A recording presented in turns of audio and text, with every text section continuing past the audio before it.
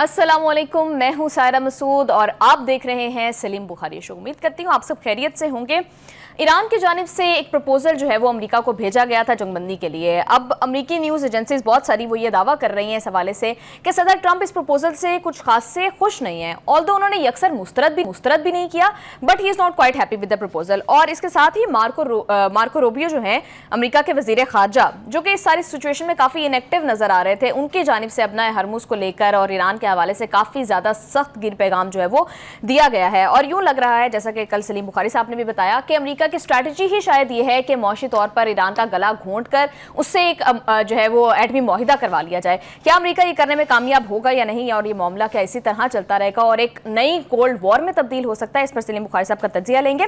इसके साथ ही मुत्तहिदा अरब अमारात ने ओपेक और ओपेक प्लस से निकलने का ऐलान कर दिया है। इसकी इंप्लीकेशंस के ऊपर भी बात होगी। And in the last segment operation गजब लिल हक के हवाले से कुछ बहुत रैपिड डेवलपमेंट्स हुई हैं, वो आपके साथ शेयर करेंगे। So let's move towards Salim Bukhari साहब। अस्सलाम वालेकुम बुखारी साहब, कैसी हो आप? ठीक हो? मैं बिल्कुल ठीक ठाक हूँ बुखारी साहब। डोनाल्ड ट्रंप का ताज़ा तरीन बयान, वहां से स्टार्ट करते हैं। वो कह रहे हैं ईरान ने हमें इन्फॉर्म किया है कि ईरान मौशी तौर पर बड़ी बदहाली का शिकार है और वो हमसे तरले मिन्नतें कर रहे हैं कि प्लीज स्ट्रेट ऑफ हॉर्मुज जो है वो खोल दें। इस बयान को कितनी वेटेज देते हैं आप? This is an absolute pack of lies. इसमें सवाए झूठ के पलंदे के मैं इसको कुछ नहीं कह सकता, इसलिए कि जो लोग ईरानियन नेशन को जानते हैं वो अपने बदतरीन दुश्मन के सामने इस तरह से लिझा के मिन्नतें करके अल्लाह का वास्ता दे के मदद की अपील नहीं करेंगे। ये ईरानियन कौम के मिजाज का ही नहीं है। ये बिल्कुल इतनी बड़ी बड़हाँकी है मिस्टर ट्रंप ने कि मैं बस इसके ऊपर तरस ही खा सकता हूँ। मैं ईमानदारी से आपको कह रहा हूँ, इसलिए कि 47 साल की सैंक्शंस के बावजूद तो उन्होंने नहीं कहा कि अमेरिका हम पर रहम करें, हम बर्बाद हो गए। बर्बाद होने वाला मरहला तो वो था जब पूरी दुनिया की सैंक्शंस थी फॉर लॉन्ग 4.5 डेकेड्स, तब तो उन्होंने कहा नहीं। और ये अब जो छोटी मोटी एक्टिविटी हुई है उसके बाद उन्होंने कह दिया। मैं ये क्यों कह रहा हूँ? Mister Trump, you should know this Hormuz was open and it was open for everyone. There was no control, there was no toll tax, no nothing. Is that right? ये किसने बंद कराया? जंग करा के आपने जंग इम्पोज की। Iran had no option but to do this. फिर आपने कहा नहीं नहीं नहीं, मैं करा के ईरान ने कहा अच्छा ओके हम इसको खोल रहे हैं। ईरान ने खोल दिया तो आपने नाकाबंदी कर दी। मतलब है ये सीधे सीधे फैक्ट्स जो हैं ये अब किसी से छुपे हुए तो नहीं है ना। Mister Trump can not hoodwink the whole world with these kind of petty, irrelevant, absolutely pack of lies kind of statements. और ना ही मेरा ख्याल है इसके ऊपर कोई कान धरेगा। असल बात यह है, जो ट्रंप इस तरह से कभी नहीं कहेंगे, ना उनके हवारी कहेंगे जो उनके स्पोक्स पर्सन है, चाहे वो लिविट है चाहे वो दूसरी है। असल बात यह है कि now it is Iran who which is in a position to send proposals for that, for America to review them. ये उलट है। पहले अमेरिका अपनी कंडीशन, सबसे पहले किसने 15 पॉइंट भेजे थे? अमेरिका ने। उसके बाद ईरान ने 10 पॉइंट दिए। और ये पूरा प्रोसेस जो चल रहा है उसमें कौन से 10 पॉइंट डिस्कस हो रहे हैं?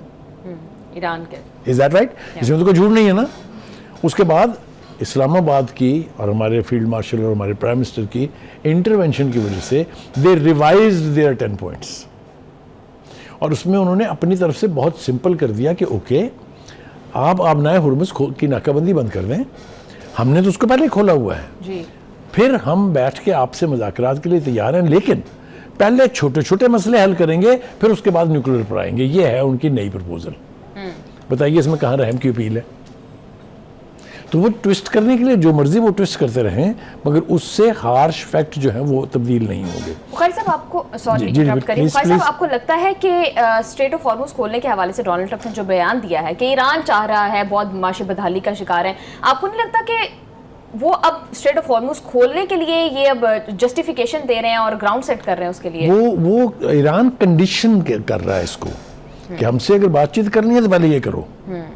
मैंने आपको यही तो कोशिश की मैंने पहले बताने की कि America despite all it's might, all use of military might and everything is no longer in a position to dictate terms to Iran. That's what I am pleading. Yeah. That's what I am trying. आपको लग रहा है कि वो straight of Hormuz खोलने वाले हैं? कौन?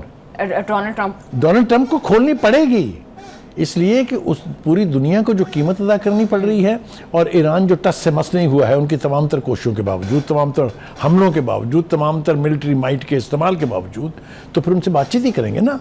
तो बातचीत तो गिव एंड टेक पे होगी। अब Iranians are not in a position or in a mood to trust Trump. Because Trump has hoodwinked them more than once, ठीक है। देयरफॉर वो अब ये कहेंगे पहले इस पे अमल करो फिर हम स्टेप 2 पे जाएंगे। आप समझ नहीं है मेरी बात जी। वो कह रहे हैं कि अगर आपने बातचीत करनी है तो पहले आपने हुर्मुज़ की नाकाबंदी बंद करें। तो who is in a dictating position? ये जो मिथ है ना अपनी सुपर पावर का इमेज बचाने के लिए, अपनी स्वोलन ईगो की तस्कीन के लिए वो ट्विस्ट कर रहे हैं फैक्ट्स को। और मदद कौन कर रहे हैं उसके? सारे उसके जो घुर गए। एक तो वो है वो प्लीज जिसका नाम पीट हेग्सेथ है, दूसरा मार्को रूबियो है। ये वो लोग हैं जो उसको नेतन्याहू की मोहब्बत में घेरा डाले हुए हैं प्रेसिडेंट ट्रंप का, कहीं वो उसमें से बाहर ना निकल जाए। देखिए उन्होंने कैसे कैसे काम करवाए हैं ट्रंप से। जंग के दौरान 34 के करीब फौजी आला अफसरों को घर भेज देना मेरे ख्याल से तारीख में कभी नहीं हुआ। बिल्कुल। खान साहब, जितनी भी अमेरिकन एजेंसीज हैं, वो CNN है, रॉयटर्स है, वॉल स्ट्रीट जर्नल है, वो सब ये रिपोर्ट करेंगे कि डोनाल्ड ट्रंप तो इस प्रपोजल से खुश नहीं है, क्योंकि इस प्रपोजल में जैसा आपने कहा कि ईरान ये बात कर रहा है कि पहले आप स्ट्रेट ऑफ हॉर्मुज खोलें, पहले हम स्ट्रेट ऑफ हॉर्मुज वाले मामले को सेटल डाउन कर लेते हैं, उसके बाद हम न्यूक्लियर वाले मामलात के ऊपर और दीगर मामलात के ऊपर आएंगे। तो ट्रंप चाहते हैं कि पहले जोहरी मुआहदे के ऊपर बात हो, और उनकी स्ट्रेटेजी भी यही है। इसके ऊपर भी कॉन्फ्लिक्ट है। कुछ तो उनके जो स्पोक्स पर्सन या उनके करीब के लोग हैं वो ये कह रहे हैं जो आपने कहा है, और कुछ और भी कह रहे हैं कि वो बड़ी संजीदगी से इसके ऊपर गौर कर रहे हैं। ये हवाले भी उनके स्पोक्स पर्सन और उनके करीबी लोगों की तरफ से आ रहे हैं कि उन्होंने इसको अक्सर मुस्तरद नहीं किया है, इसके ऊपर गौर व गौस जारी है। और जैसा आपने सुना कि कल सलामती काउंसिल जो उनकी है, नेशनल सिक्योरिटी काउंसिल, उसका इजलास हुआ जिसके अंदर ईरानियन प्रपोजल जो है उनको डिस्कस किया गया। जितना मर्जी आप उसको कोशिश कर लें कैमोफ्लेज करने की, but the facts are there.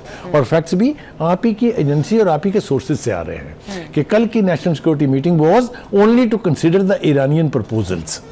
Iranian proposal में सबसे बड़ा स्टम्बलिंग ब्लॉक ये है कि आप आबनाए हुर्मुज़ की नाकाबंदी ख़त्म करें।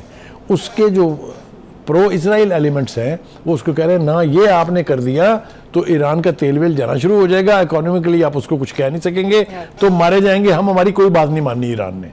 ये है conflict with in.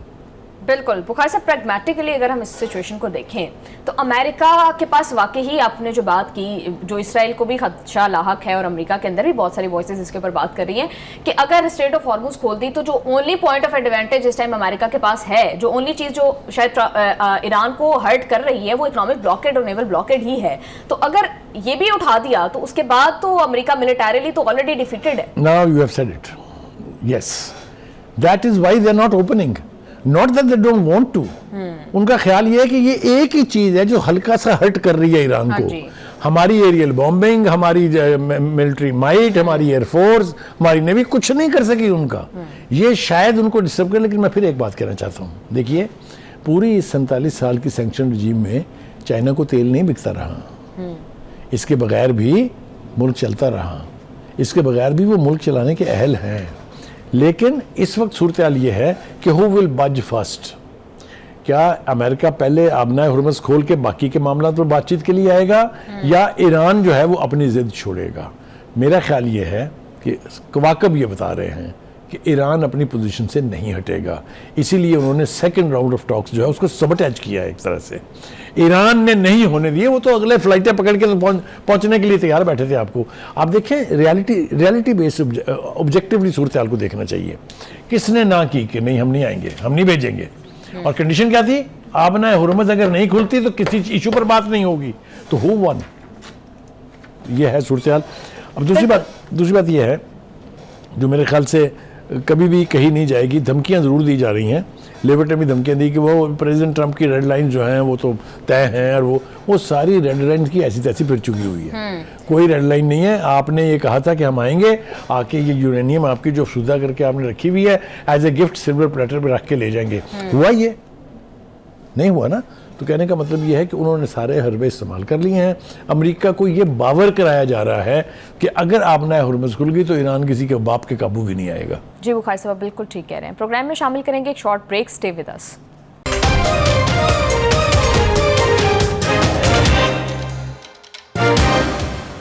Welcome back to the show. Bukhari साहब, इस हवाले से इस सारी सिचुएशन को देखते हुए एक्सियोस ये बात कर रहा है कि अमेरिका ईरान तनाज़ा इतनी जल्दी हल नहीं होने लगा, ये एक नई कोल्ड वॉर में तब्दील हो रहा है। और हमने देखा कि माजी में अमेरिका और रशिया की कोल्ड वॉर कितनी तवील अरसे तक चली।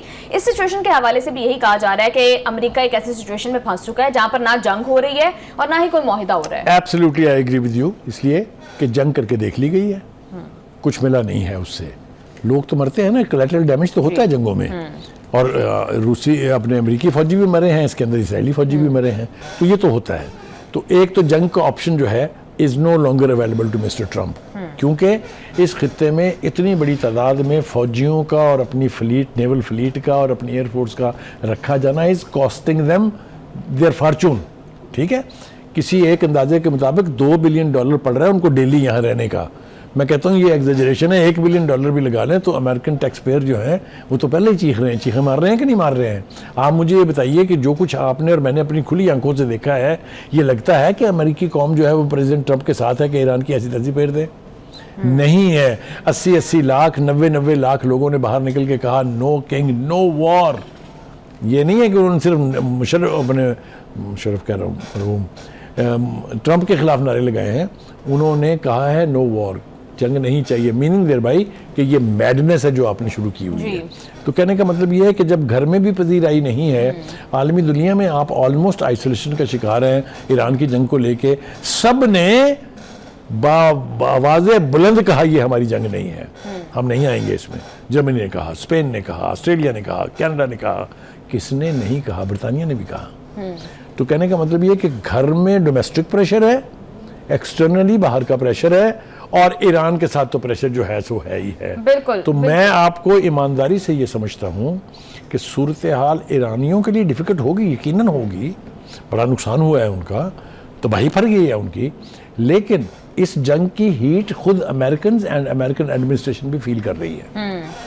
बिल्कुल बुखारी साहब, और जिस रिपोर्ट की हम बात करें एक्सियोस की, उसके अंदर ये भी आपकी बात बिल्कुल ठीक है, उनके अंदर भी यही लिखा है कि 6 माह रह गए हैं मिड टर्म इलेक्शंस के अंदर और डोनाल्ड ट्रंप के ऊपर बहुत ज़्यादा इंटरनल प्रेशर भी है। तो वो यही देखना चाह रहे हैं कि क्या फौजी हमले करना अब अगला ऑप्शन होगा या फिर इसी तरह से माशी दबाव डालकर जो है वो ईरान पर से जोहरी मुज़ाकरात करवाए जाएँ। बुखारी साहब, हमने देखा कि माजी की कोल्ड वॉर जो इतनी लंबी चली उसने पूरी दुनिया के ऊपर जो इम्पैक्ट छोड़ा, अब अगर ये भी इसी तरह से मामला चलता रहता है और लॉन्ग टर्म चलता है, दोनों साइड्स अगर पीछे नहीं हटती, तो फिर ये ओवरऑल पूरे रीजन को और पूरी दुनिया को किस तरह से पहली बात तो यह है कि वो जिस तवील सर जंग का आप हवाला दे रही हैं उसमें भी सबसे पहले अमेरिका भागा था। आपको याद है चीन और रशिया के साथ कोल्ड वॉर खत्म करने का इनिशिएटिव जो है अमेरिकन का था। अब ये जो कोल्ड वॉर जिसको करार दिया जा रहा है, मैं समझता हूँ ये टर्म ठीक है बिल्कुल, इसलिए कि इराक़ची का रूस का दौरा बहुत इंपॉर्टेंट है। आप उसकी आउटकम देखें, हमारे सामने पड़ी हुई है, उसमें फ्यूचर के अंदर इस खित्ते के अंदर रूस के रोल को रूल आउट नहीं किया जा रहा है, और वो इस हवाले से और ज़्यादा अहम हो जाता है जो उनका स्टेटमेंट है जॉइंट कि ये सर्द जंग अगर चलेगी तो रूस किसकी तरफ खड़ा होगा। चाइना के बारे में मेरे ख्याल है किसी को इबहाम नहीं होना चाहिए। यूरोप जो है उसने अपने आप को तनहा कर लिया, अलहदा कर लिया है, ना वो नेटो अब उसकी मोहताज है प्रेसिडेंट ट्रंप की, ना यूरोपियन कंट्रीज मोहताज हैं। तो हु इज़ हैवियर? अगर आप एक रियलिस्टिक एनालिसिस लें तो अमेरिका के लिए सूरत हाल संगीन हो रही है, हो चुकी है। अब असल बात यह है इस पूरे के पूरे माहौल को, जिसमें मुज़ाकरात का भी इम्कान है, एक दूसरे को रियायतें देने की भी गुंजाइश मौजूद है, इसको सबोटाइज करेगा जिसका नाम नेतन्याहू है। अभी वो कोशिशें कर रहा है।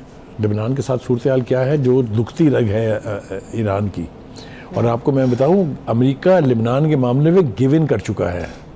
वहाँ जंगबंदी करवाई गई ईरान के इंसिस्टेंस पर कि लेबनान को आप इससे बाहर नहीं रख सकते।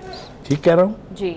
तो कहने का मतलब ये है कि दोनों साइडें जो हैं उनके अपने अपने मौक़िफ़ जो भी हों, पीसफुल ज़राए से इस मसले को हल करने के अलावा इसका जंगी कोई हल नहीं है, ना इसका कोई फौजी हल है। ये बात बिल्कुल तय है। बुखारी साहब, जब कोल्ड वॉर चल रही थी तो उस दौरान हमने देखा that ended with the resolution of Russia टूटा उसके नतीजे में। ऑल्दो तब दोनों सुपर पावर्स थी, रशिया भी सुपर पावर था, अमेरिका भी सुपर पावर था, and that led to a unipolar world. अब ईरान तो क्या फर्स्ट ऑफ ऑल तो ये समझा जाए कि अगर दोनों के दरमियान कोल्ड वॉर है तो दोनों सेम स्टेटस पर है? क्या ईरान एक इमर्जिंग पावर है? ये होता है, आप सुपर पावर बनते हैं अपनी कुव्वत के ऊपर और अपने एलाइज के ऊपर। अमेरिका सुपर पावर रहा क्योंकि यूरोप पूरा उसके साथ आंखें बंद करके छोटी बहन की तरह खड़ा था। ये किसी कोई इबाम नहीं है इसके ऊपर। उसकी स्ट्रेंथ जो है अपनी जो थी वो तो थी ही सुपर पावर वाली, लेकिन with his allies and NATO he was the only super power of the world. That situation no longer exists. Russia, जैसा कि आपने कहा, is becoming super power, is already super power, so is China. China के अंदर plus ये है कि it is not only a military super power, it's an economic super power as well. और उसकी इकोनॉमी जो है वो अमेरिका को कितना पीछे छोड़ चुकी हुई है, ये भी ग्राउंड रियलिटीज़ है।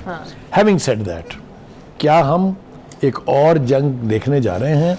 ये बहुत ब्लीक ऑप्शन है कि अमेरिका अपने कॉन्स्टिट्यूएंट्स को, अपने ईगो को, अपनी मिलिट्री माइट के तस्वर को प्रोटेक्ट करने के लिए अगर एक छोटा मोटा कन्फ्लिक्ट और शुरू करेगा तो ईरान उसके लिए तैयार है। आपने कालीबाफ के स्टेटमेंट भी सुने हैं जो उन्होंने कल दिया था, उससे पहले इराकची कह चुके हैं, उससे पहले इब्राहिमी कह चुके हैं, उससे पहले पासदारान के हेड जो हैं कह चुके हैं हमें जंग से ना डराया जाए। जंगें हमने बहुत देख ली हैं और जंगें हमने बहुत लड़ रही हैं और जंगें हम बहुत लड़ने के लिए तैयार हैं। जब एक तरफ ये एटीट्यूड हो तो दूसरी साइड के पास एक ही ऑप्शन रह जाता है कि आप अपना जंगी जुनून एक तरफ रखें और इसके पीसफुल ज़राए की तरफ आएँ जो पॉसिबल है। देखिए, आप अमेरिका को स्टेक पर लगा रहे हैं इसराइल को प्रोटेक्ट करने के लिए। अब वी डोंट माइंड, आपका वो जैसे मैं कहता हूँ नाजायज़ औलाद है, उसको ज़रूर प्रोटेक्ट करें, but not at your own cost, अपनी कॉस्ट पर नहीं। ये सवाल अमेरिका में उठ रहे हैं। आप देखें जरा कांग्रेस के अंदर क्या गुफ्तगू हो रही है। बिल्कुल बुखारी साहब, ईरान का ये मौक़िफ़ है कि अमेरिका अब इस काबिल नहीं रहा कि वो आज़ाद और खुद मुख्तार रियासतों के ऊपर अपनी मर्जियाँ मुसल्लत करता रहे जैसा कि वो माजी में करता रहा है। अब वो इतनी इस पोजीशन में नहीं है, इतनी स्ट्रेंथ नहीं है उसके पास, जैसा आप ये भी कह रहे थे। इस बात की कितनी वेटेज है और कितना प्रैक्टिकल रियलिटी से इसका ताल्लुक है? देखिए, मैं तो ये इस बयान के तरफ आने से पहले आपसे अर्ज़ कर रहा था कि वो जो स्टेटस था कि जो अमेरिका कहेगा that is the last word, ये सूरत हाल अब नहीं है। और ईरान ये इसलिए कह रहा है कि Iran has sustained a full fledged war, एक पूरी जंग जिसमें नेवी एयरफोर्स की माइट जो है वो इस्तेमाल की गई। और एक मुल्क नहीं, दो मुल्कों ने, एक सुपर पावर ने और एक उसके साथ इजराइल ने। इसके बावजूद ईरान अपनी जगह से नहीं हटा है। अभी कल मैं देख ट्रकों के ऊपर उन्होंने अमेरिकी तैयारों के मलबे लादे हुए थे। ये कौमों के रिजॉल्व होते हैं, ये कौमें मसले तंदेशी का शिकार कभी नहीं होंगी। ये मैं आपको लिख के देने के लिए तैयार हूँ। ठीक है, बिल्कुल बुखारी साहब आप ठीक कह रहे हैं। प्रोग्राम में वापस आते हैं एक शॉर्ट ब्रेक के बाद डिस्कशन को यहीं से कंटिन्यू करेंगे, सो स्टे विद अस।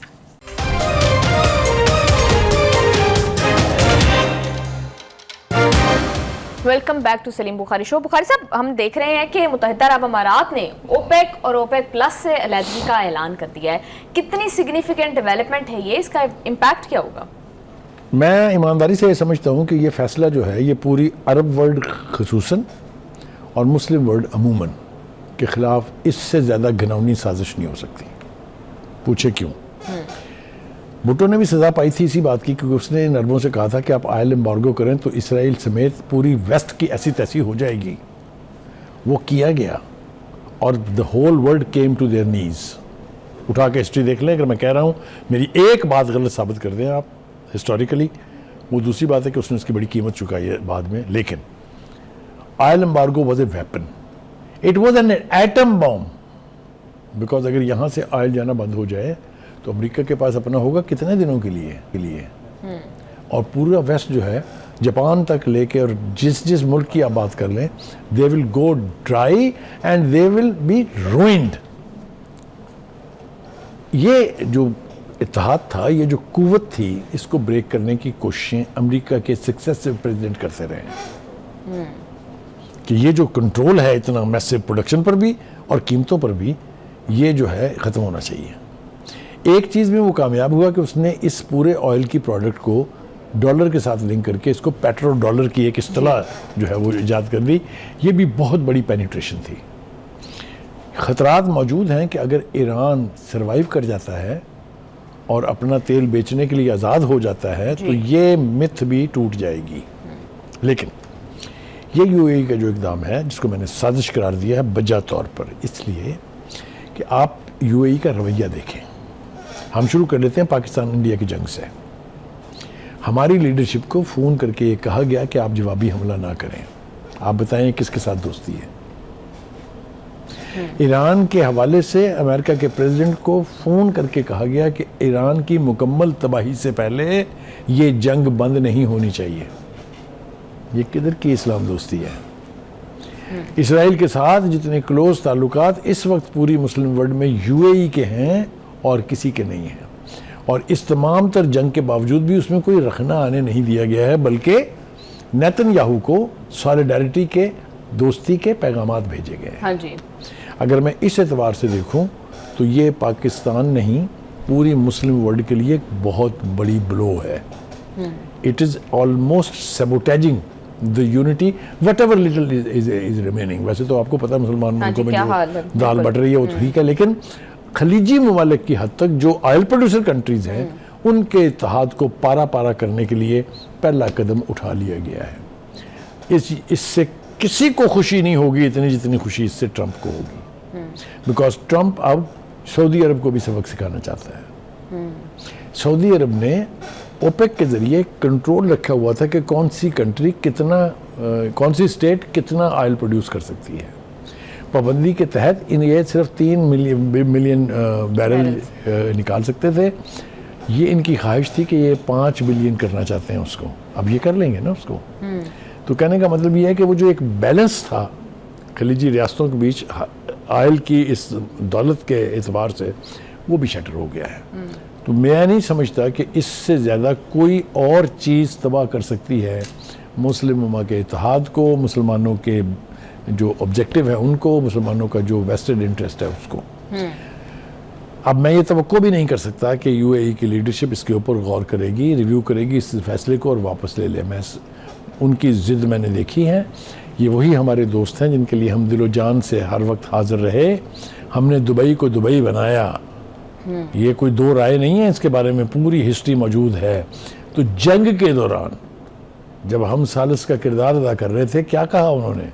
मेरे $3.5 बिलियन वापस करें, और सिर्फ कहा नहीं, लेके छोड़े। तो कहने का मतलब यह है कि इस वक्त वो किसकी खेल खेल रहे हैं? अपने अवाम जो हैं उनके, क्या उनकी उमंगें इसके अंदर शामिल हैं? वो क्या वहाँ के लोग भी ये चाहते हैं कि हमारी लीडरशिप जो है वो टोटली सरेंडर करे इसराइल के आगे, अमेरिका के आगे?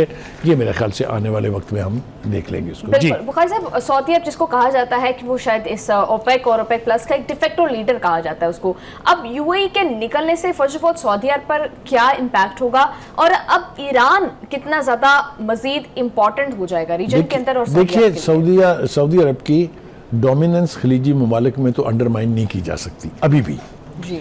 लेकिन जिस किस्म का इकदाम यूएई ने किया है, अगर 1-2 मुल्क और इनके साथ मिल गए, जो कि ख़तरा है कि मिलेंगे, तो फिर ये सऊदिया के लिए लम्हा फिक्रिया होगा।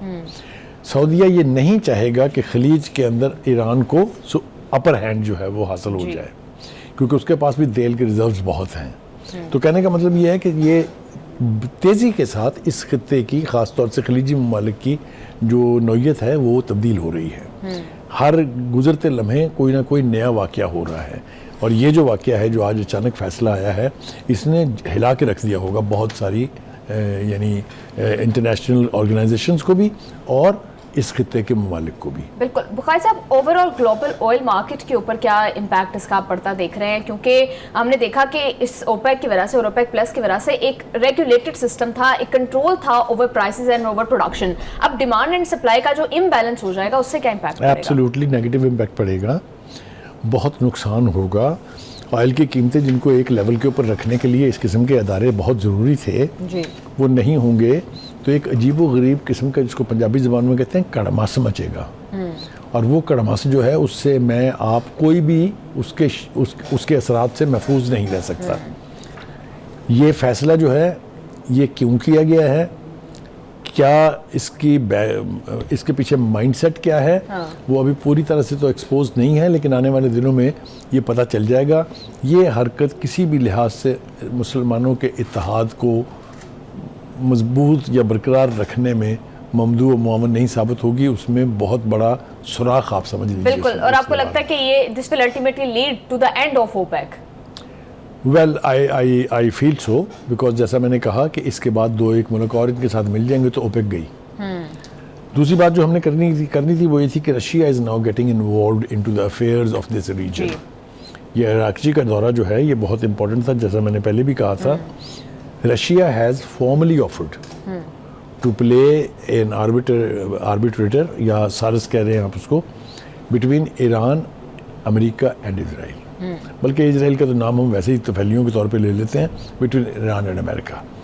This offer can not be thrown into the dustbin just like that. बिल्कुल। बुखारी साहब, एक और डेवलपमेंट के कजाकिस्तान ने इसराइल को एक्सेप्ट कर लिया है, becoming a part of Abraham accord. ये कितनी सिग्निफिकेंट डेवलपमेंट है? देखिए, जैसा मैंने पहले कहा कि ये जो यूएई का इक़दाम है ये मुस्लिम इत्तेहाद को पारा पारा करेगा। इसी तरीके से कजाकिस्तान का इब्राहिमी अकॉर्ड में शामिल होना जो है, ज़ाहिर है उसके ऊपर अमेरिका का प्रेशर था। ज़ाहिर है अमेरिका चाहता है कि इसराइल की पोजीशन स्ट्रॉन्ग हो, लेकिन ये फ़ैसला कजाकिस्तान के सदर ने इसराइली सदर के दौरे के दौरान अपनी मर्ज़ी से किया है या इसके पीछे उसको कौम का एतमाद हासिल है या नहीं है, ये अभी देखना है। लेकिन ये भी बहुत नेगेटिव डेवलपमेंट है। जब जंग छाए हुए हों, जंग हो चुकी हो, जंग होने के इम्कानात हों, उस दौरान में इस किस्म का फ़ैसला जो है ये इससे भी इस्लामी इत्तेहाद को, इस्लामिक कॉन्सेप्ट को बहुत नेगेटिव फ़र्क पड़ेगा। बिल्कुल बुखारी साहब, आप ठीक कह रहे हैं। यूएई और कजाकिस्तान के इन इक़दामात से ओवरऑल अरब इत्तेहाद के ऊपर, मुस्लिम इत्तेहाद के ऊपर क्या इम्पैक्ट पड़ेगा वो बुखारी साहब से हमने जाना। प्रोग्राम में एक ब्रेक के बाद वापस आएंगे और वापस आकर हम ऑपरेशन गज़ब लेल हक के हवाले से बात करेंगे, सो हमारे साथ ही रहिएगा।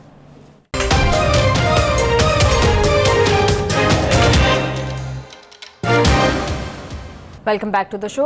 बुखारी साहब, ऑपरेशन गज़ब लिल हक जो है वो ताहाल जारी है और अभी भी अफगानिस्तान की जानिब से जो है वो इश्तियाल अंगेज़ी की गई चमन सेक्टर के अंदर, और पाकिस्तान ने फिर पाकिस्तानी फोर्सेस ने उसका जवाब दिया। और हमारी जो पाक फ़ौज है उसकी जानिब से जो बयान आता है वो ये आता है कि अहदाफ हासिल करने तक ये ऑपरेशन इसी तरह से जारी रहेगा। हदफ क्या है फाइनल, पाकिस्तान क्या अचीव करना चाहता है? देखिए, पाकिस्तान की पोजीशन बिल्कुल वाज़ेह है। पूरी दुनिया को हमने बताया है कि ये काबुल जो है और काबुल की जो रजीम है इसके तहत टेररिज्म जो है वो पनप रही है, उसकी सहूलतकारी हो रही है, उसकी फंडिंग हो रही है, उसकी ट्रेनिंग हो रही है, उसको असर दिया जा रहा है। ये हमारा बयान जो और हमारा मौक़िफ़ जो है पूरी दुनिया ने तस्लीम किया इसको जी।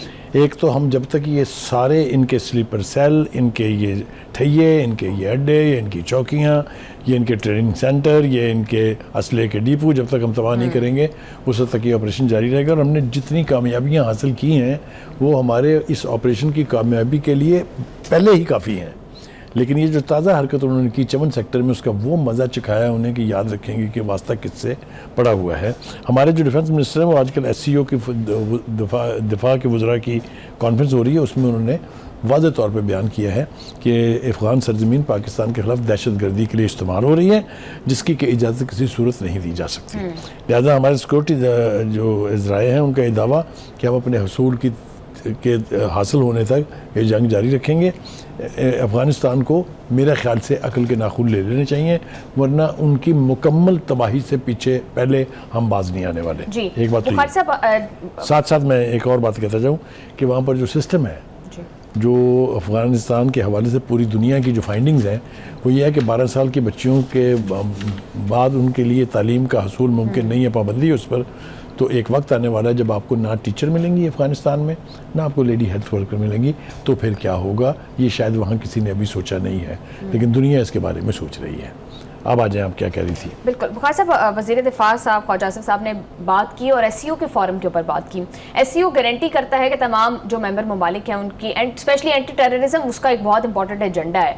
तो SCO क्या रोल प्ले कर सकता है, क्योंकि अल्टीमेटली चाइना जो लीड कर रहा है SCO को, वो भी बहुत ज़्यादा उसके स्टेक्स हैं पाकिस्तान के अंदर और वो इफेक्ट हो रहा है इस दहशतगर्दी से। देखिए, चाइना ने इससे पहले 2 मरतबा कोशिश की कि अफ़गानिस्तान को बाज रखा जाए इन चीज़ों से। अगर आपको वो मीटिंग याद हो हमारे इसाक डार साहब के साथ जो उनकी हुई थी, वो अमीर जो उनके मुत्तकी हैं कि क्या उनका नाम है भला सा, तो उनके ज़रिए उन्होंने कन्वे करने की कोशिश की थी कि हम सालसी का किरदार अदा करने के लिए तैयार हैं, लेकिन आप अपनी हरकतों पर ज़रा गौर करें, वरना कि आप ख़ुद अपनी अदाओं पे ज़रा गौर करें। हम अगर अर्ज़ करेंगे तो शिकायत होगी, ये तो हो गया। लेकिन इसके साथ साथ जो है हमने जंग जब से जीती है हिंदुस्तान के साथ, एक चीज़ हम बावर कराना चाहते हैं हिंदुस्तान को भी और पूरी दुनिया को भी कि जहां हम तब खड़े थे अब हम वहां खड़े नहीं हैं जी। हमने फतेह 1 इस्तेमाल किया था जिसकी रेंज 140 किलोमीटर थी। हमने कल फतेह 2 का तजर्बा किया है, कामयाब तजर्बा, जिसकी रेंज 400 किलोमीटर है। तो मोदी साहब को बाबर, हम थोड़ी थोड़ी देर के बाद उनको बाबर कराते रहते हैं कि तेरी ऐसी तैसी दोबारा जरूरत ना करना हमारी तरफ देखने की। तो ये जो नया तजर्बा हुआ है, इसके ऊपर जो साइंटिस्ट और जो इंजीनियर्स के अंदर शामिल हैं, उनको जो है वो सदर मुमलिकत ने भी, प्राइम मिनिस्टर ने भी और इंटीरियर मिनिस्टर ने भी, सब ने उनको दाद दी है, उनकी मेहनतों की को सराहा है।